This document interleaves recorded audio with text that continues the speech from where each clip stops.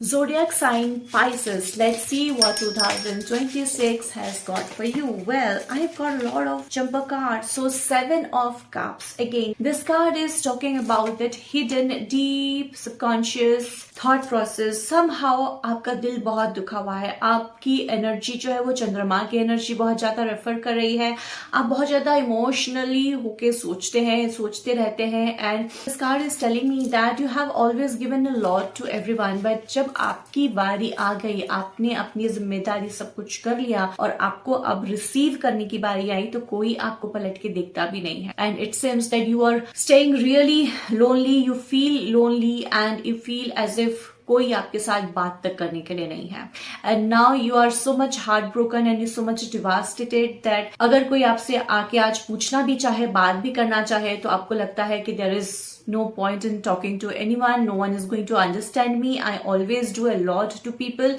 And because this card is carrying the energy of 7, the numeric value 7 also carries the energy of betrayal. आपको हमेशा ये भी लगता होगा कि मैं जितना लोगों के लिए करती हूँ, जब मेरी बारी आती है तो मुझे बस धोखा ही मिलता है. अगर आपकी डेट ऑफ बर्थ में कहीं ना कहीं नंबर 7 है, प्रेजेंट है, और ये कार्ड भी नंबर 7 आया है, देन डेफिनेटली आपको बहुत सारे रिलेशनशिप में चैलेंजेस डेफिनेटली देखने को मिलता होगा. So here this card is also guiding you to change this pattern of always giving.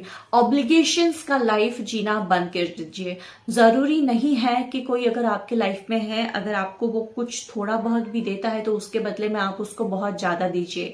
या फिर अगर आपका ये सोच है कि हम बहुत ज्यादा करेंगे तभी जाके हमें थोड़ा बहुत कुछ मिलेगा, तो वो भी जरूरी नहीं है.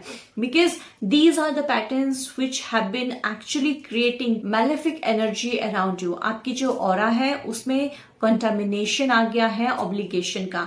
इस ऑब्लिगेशन के पैटर्न को चेंज कीजिए. Start respecting yourself. It seems as if अपनी बाउंड्री भी रख नहीं पाते हैं.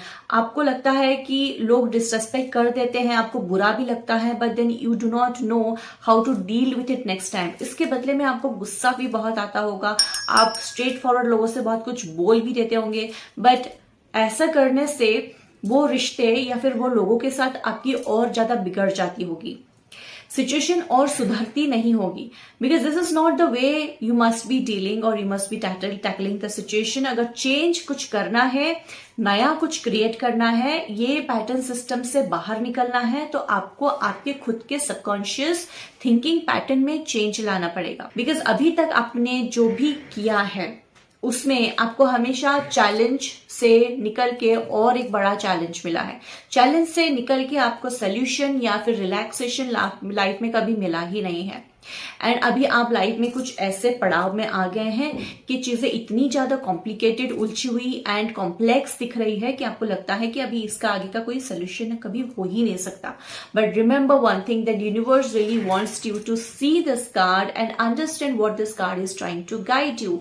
That stop pleasing people and also stop thinking और judging what he or she might be thinking. लोग मेरे बारे में क्या सोच रहे हैं, लोग मेरे बारे में क्या बोल रहे हैं, ये आप सोचना और दिल पे लेना बंद कर दीजिए. Because 7 is the number of Ketu, Chandrama की छाया. And also this card is having that shadow of the moon, that upset moon, that is talking about that self-sabotaging emotions, that overthinking, oppressive emotion, and this might lead you to a lot of mental and emotional unhealthy energy vibes as well. So here is the time कि आप aware हो जाइए, acknowledge this pattern and try to change this pattern. Just by doing meditation और just by bhakti और doing नाम जाप might not help you. This is a deep-rooted emotion, deep-rooted hidden patterns which need deep, intense healing. If you want an one-to-one healing session, you want to connect with me, I would like to help you. I'm a neurolinguistic life coach. I help people come out of their emotional traumas, abusive relationship, and also I help people in energy clearance of space and body. Subscribe my channel, press the bell icon so that you will be updated for my new videos, upcoming videos. Until next time, take care. Bye bye.